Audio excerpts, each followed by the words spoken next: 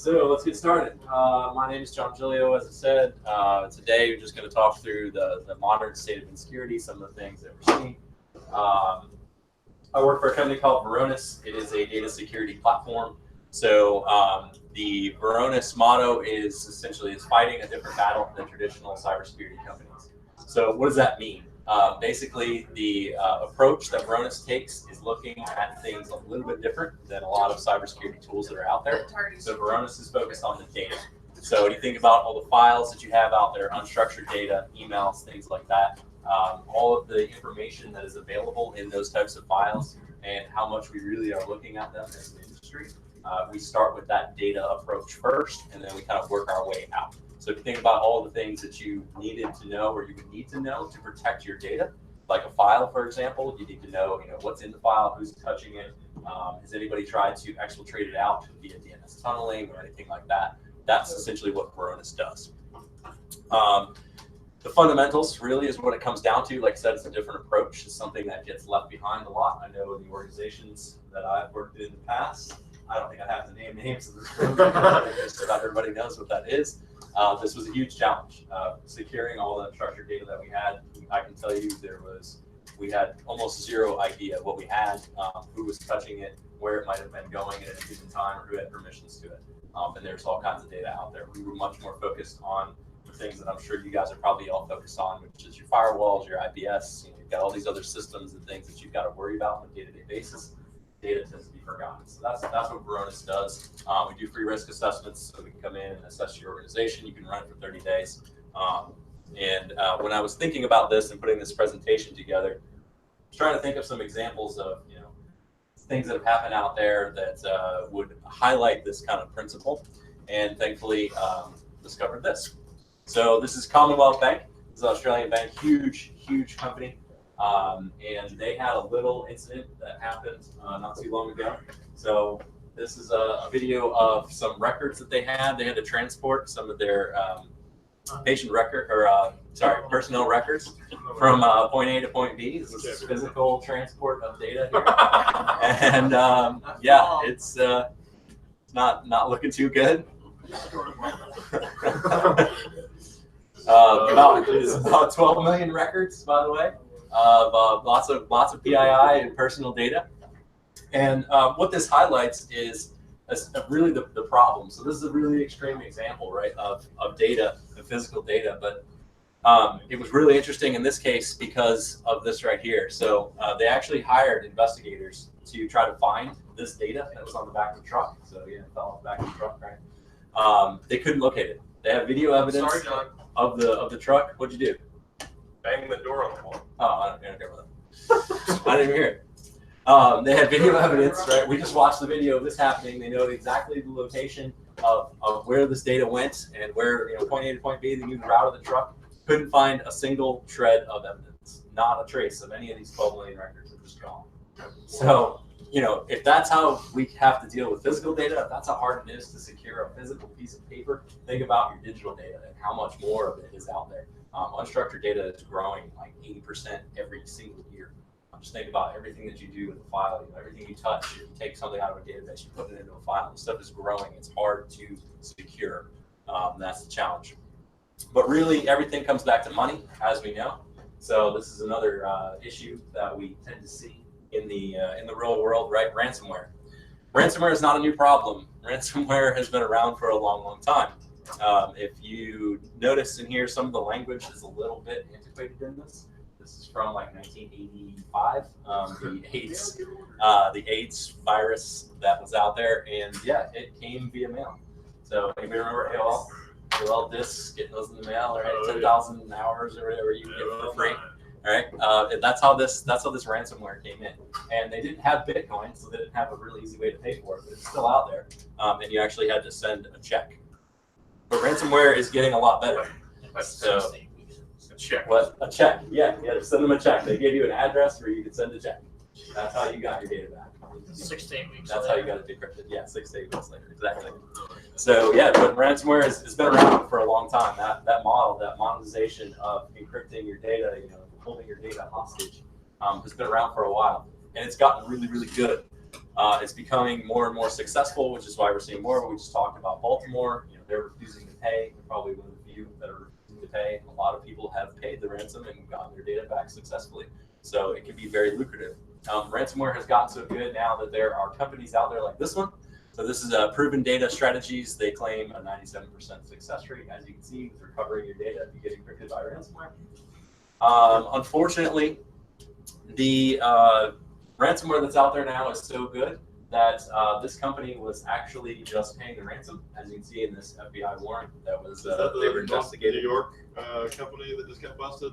I don't know if there was a New York one. This one I think was in the UK somewhere. Okay. Proven Data, yeah, PDR. So their strategy for recovering from ransomware was to pay the ransom and then sell you a bunch of services around like restoring your backups or whatever. They actually weren't decrypting anything. So their 97% success rate was complete total BS. Because ransomware is good, right? Encryption is really strong these days. It's hard to decrypt if you don't have a good backup. You lose your data. It gets out there, sometimes you just got to pay the ransom. Sometimes you hire a company and they pay the ransom for you. You get it back. So maybe that's what Baltimore needs to do. I don't know. So that's ransomware. That's just one of the things that we have to deal with. Another huge issue that we have to deal with out there, and we dealt with this on quite a bit at GIS. I'm sorry, they're supposed to remain nameless. They're not. Is the, we shall strike it from the record. I'll do an audio find and replace on the YouTube video. Yeah. Some of that scrap. GIS is it's map data. That's what I mean. Dude, Yes, map data. That kind of GIS. The supply chain. So when you think about all the things that we do today, there's a lot of third parties now that are involved. So even a simple web page nowadays contains multiple parts. So this data was pulled from HTTP archive. So the 2010, the average size of a web page, you can see was pretty small. In 2012, got a little bit larger. Web pages have been growing over the years. The size of them now are all the way up to just over 2 megs in 2016. And this stops there because 2 megs is a huge, huge milestone. Does anybody know why? Why is 2.4 megs a big milestone? Can't fit on a floppy disk. There you go. Can fit on a floppy disk. 2.4 megs. So your average web page size in 2016 could fit on a floppy disk. That's how much data you're downloading from your phone every time you're browsing a web page. On average, it is just over 2 megs. In 2016, it's actually larger than that now. The other reason it's not here is because of this. Doom. Yes. So the entire game of Doom, which came on floppy disks, 2 floppy disks. 9. 9? I remember 9. Oh, they must have increased it because it was 2. But this entire awesome, sweet live action, game of Doom would fit on 2 floppy disks, and now that is the size of your average web page, one of those disks. So that's how much just data has grown and how much information is embedded now into a web page. And it's not always just your content. So when you start to break it down, you start to think about, all right, this web page size has grown so much. Well, what's in them? Maybe died. There we go.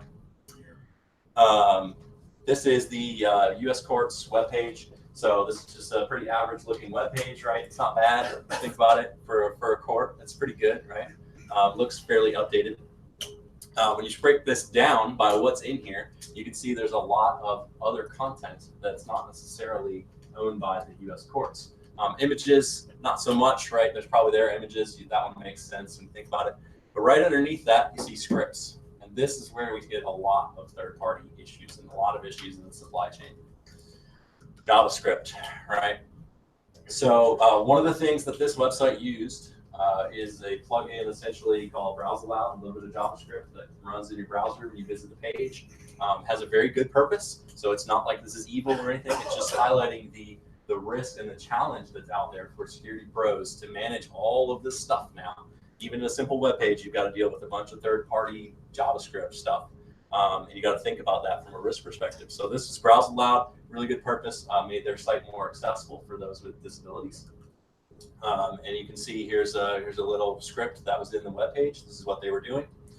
Unfortunately for the U.S. courts, they were not thinking about this third party from a risk perspective. Does anybody see anything suspicious in this little bit of code that we're looking at here? Yep, coin hive. So nothing that U.S. courts did necessarily. This is a third party that they were using. They got essentially breached, and they started loading coin hive inside of every single visit to the U.S. court's website. So it wasn't them; it was third party, right? These are all the things that we have to think about now with the modern supply chain and where we get things from. Also kind of highlights another issue that we have, which goes back to the beginning where I was talking about fundamentals. Fundamentals can unfortunately be very, very difficult to do.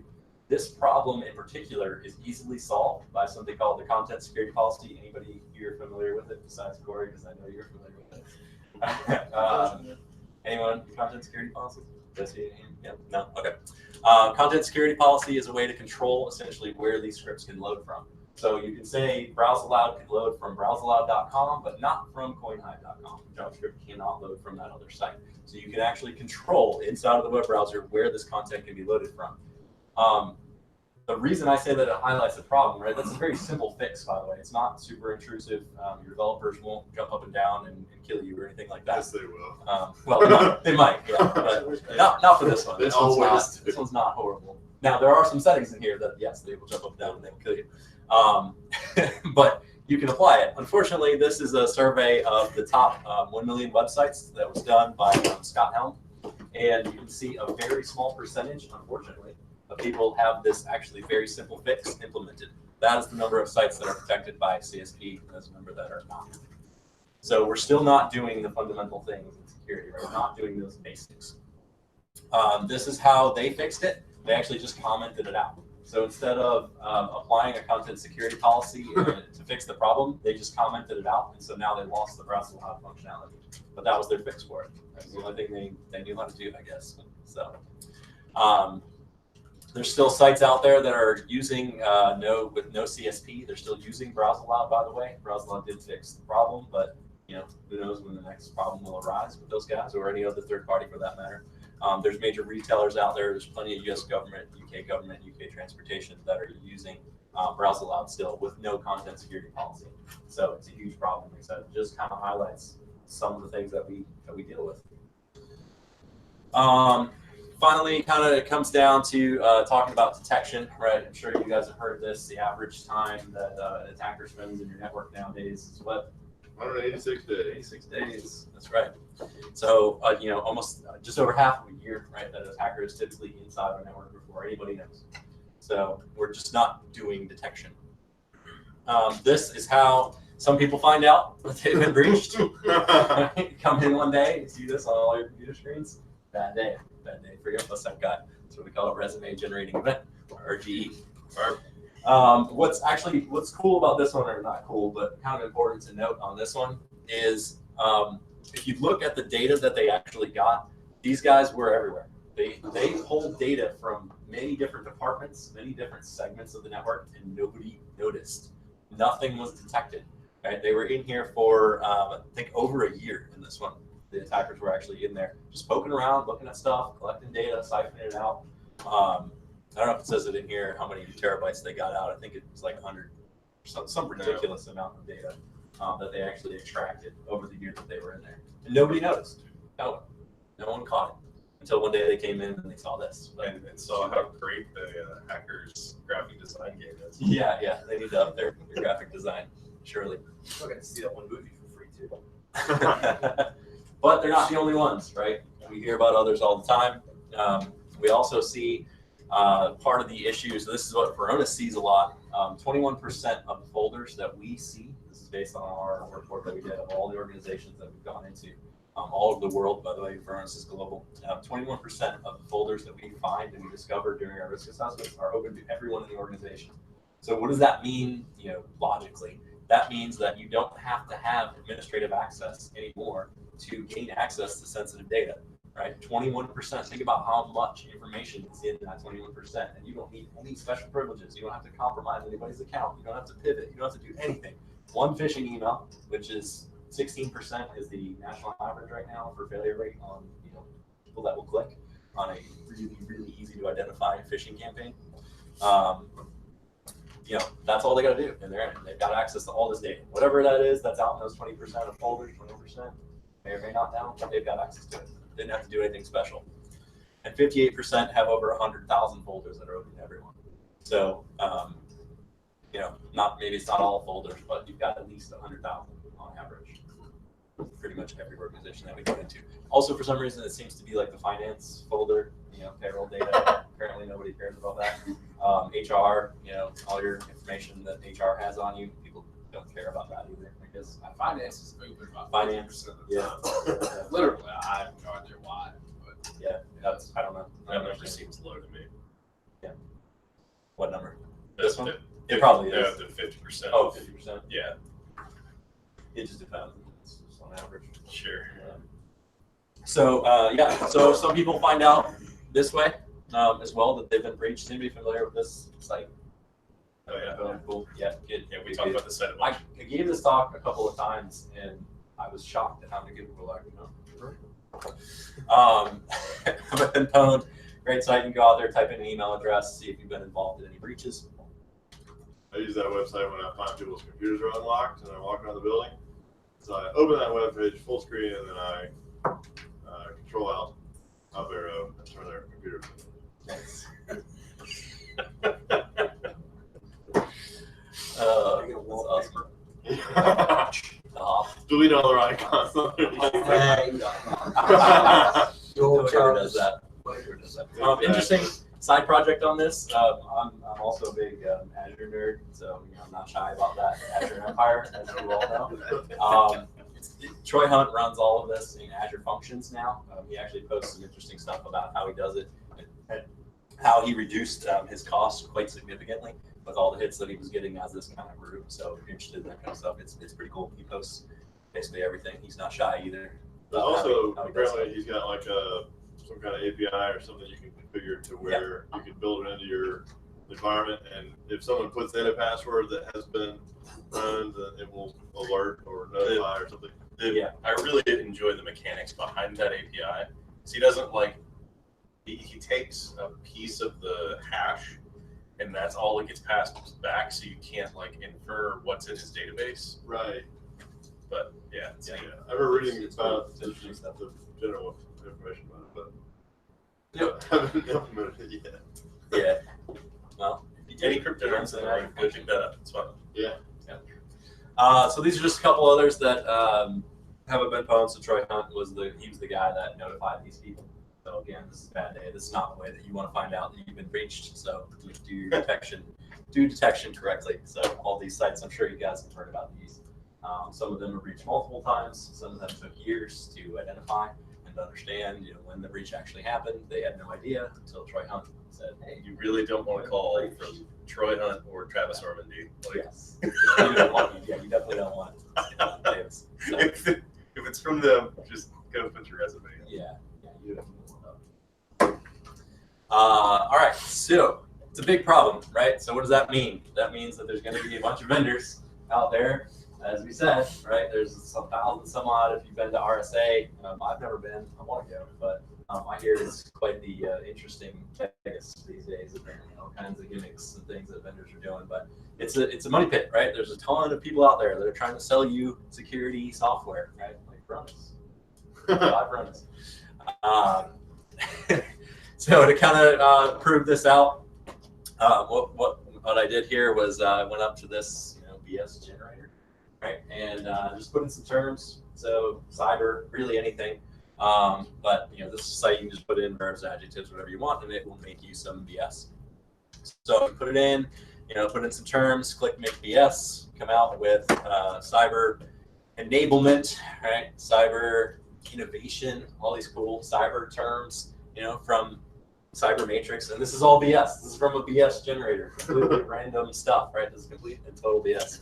However, if you put these terms into Google, you will discover there are many, many, many results on this BS, right? 27,000 results on cyber enablement, 52,000 on cyber innovation, right? 43,000 on Cyber Matrix. It is a huge ecosystem. Please, please, please vet your vendors. Make them prove that they can do what they say they can do. Don't just throw money around. If you get involved in a breach situation as well, or you have been breached, take a deep breath, think about what you're doing. Don't just throw money at somebody. Just make sure you're doing your due diligence when you're out there looking at security software. So it is a fun field to be in. So it's challenging though, it's different every day, which is what I like about it. So any questions?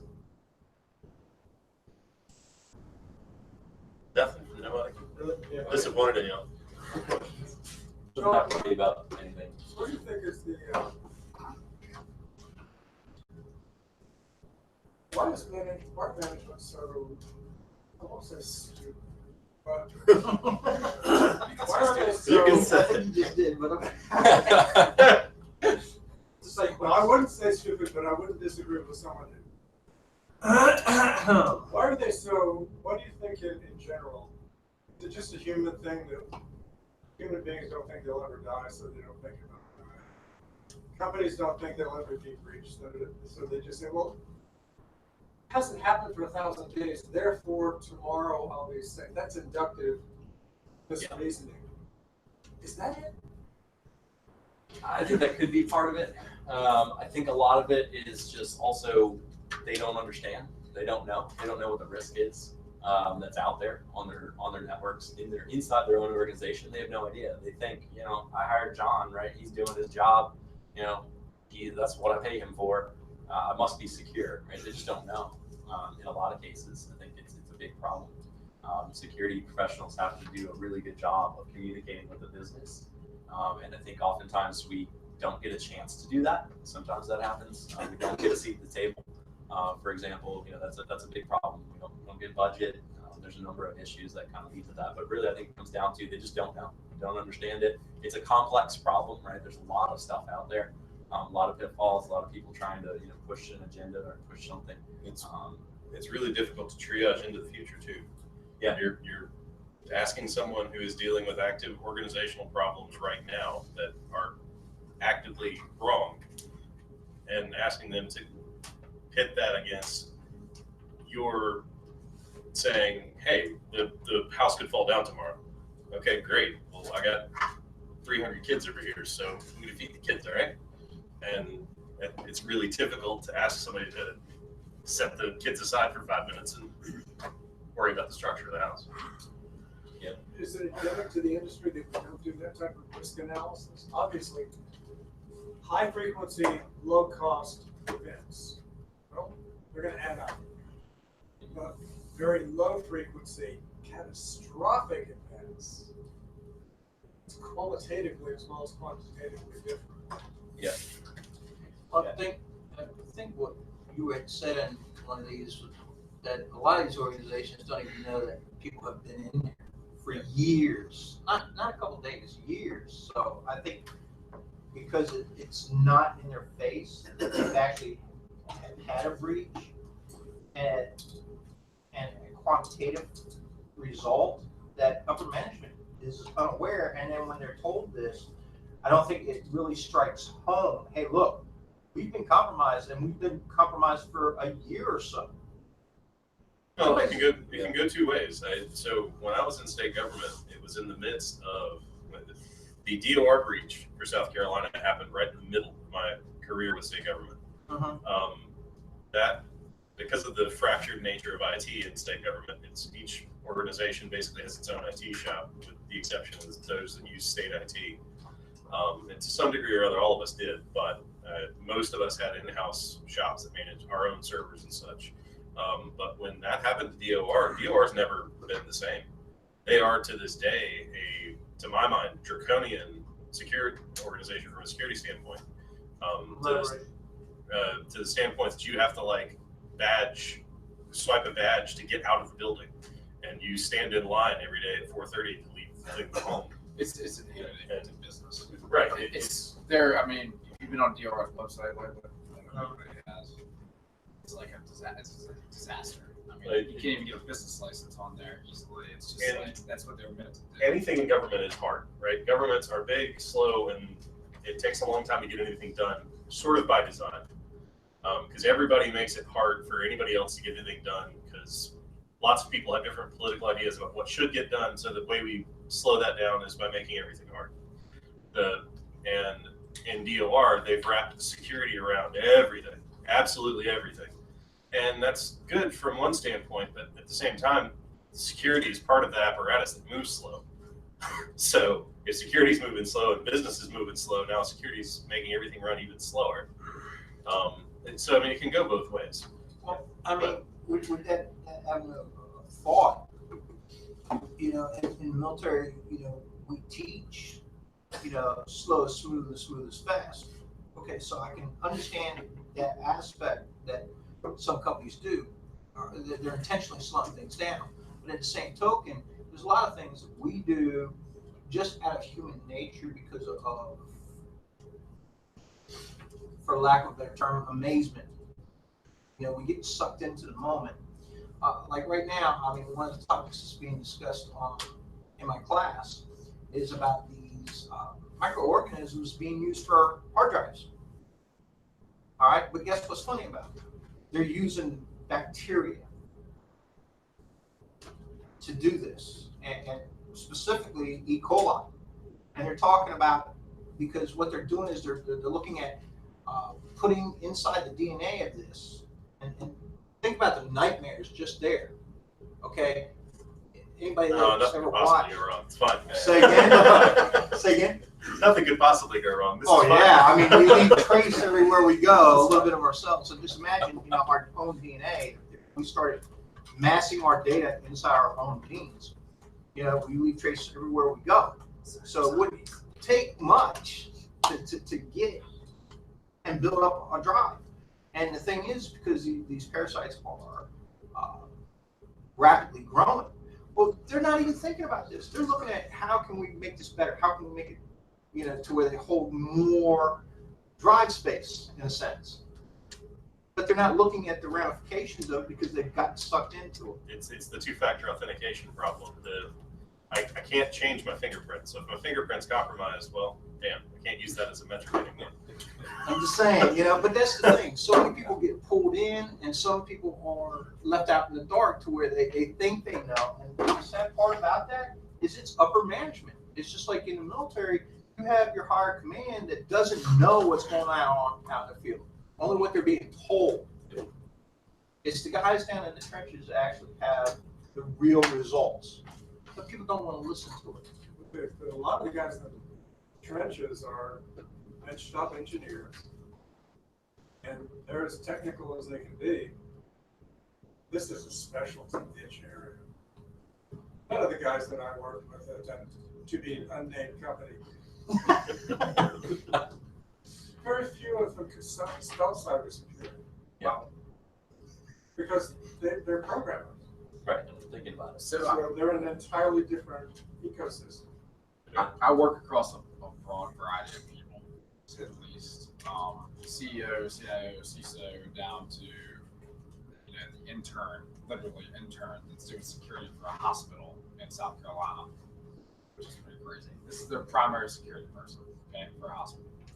So as far as the business decision making side, I'm actually a fairly technical guy. I did hands-on keyboard integration services for the first 8-9 years of my career.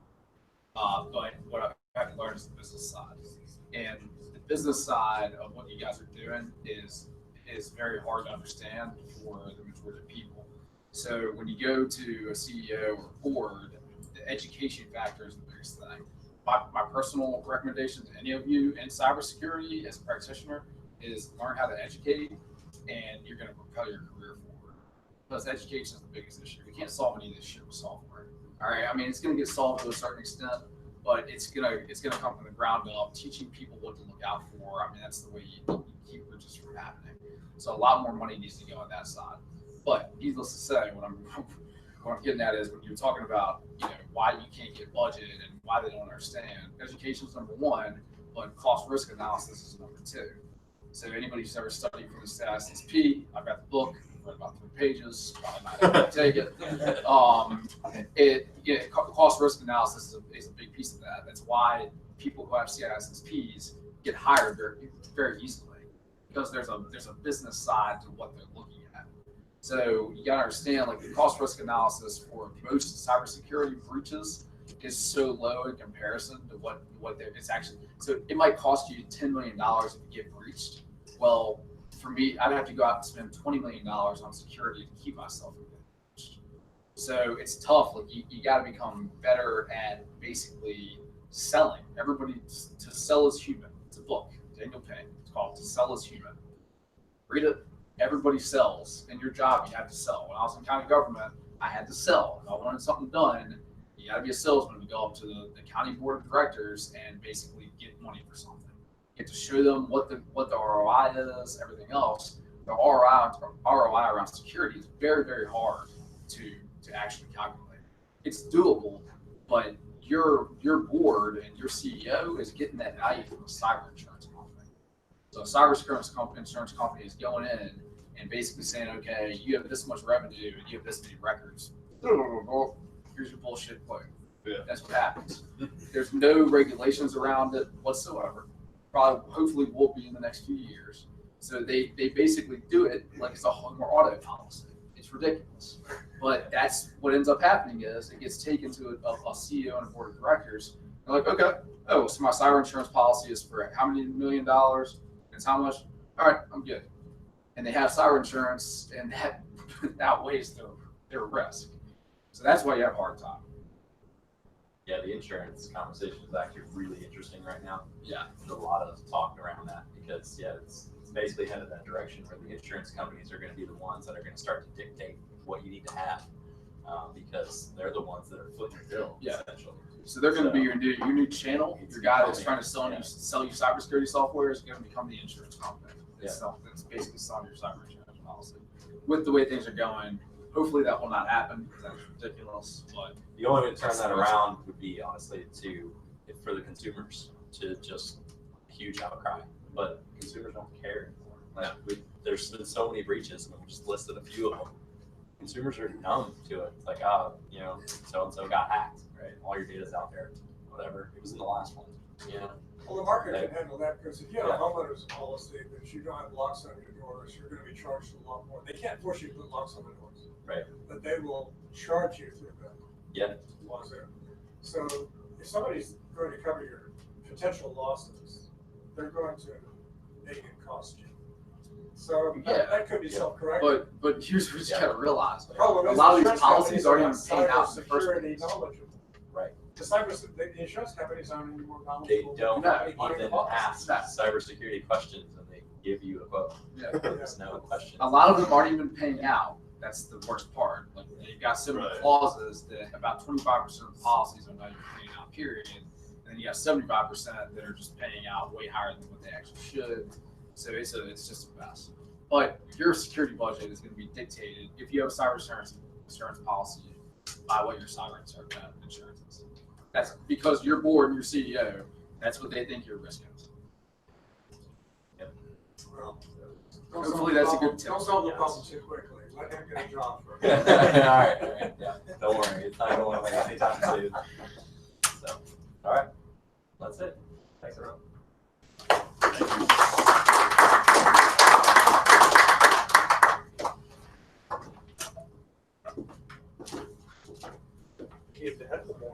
I know. It's an early night. I don't know what to do with myself. Keep track of everything.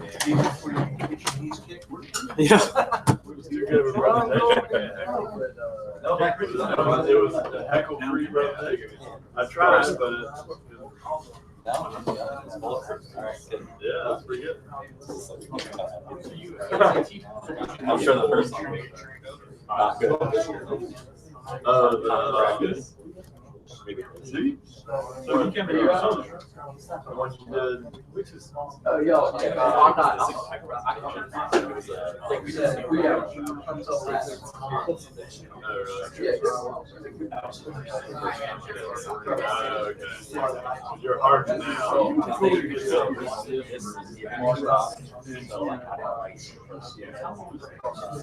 now.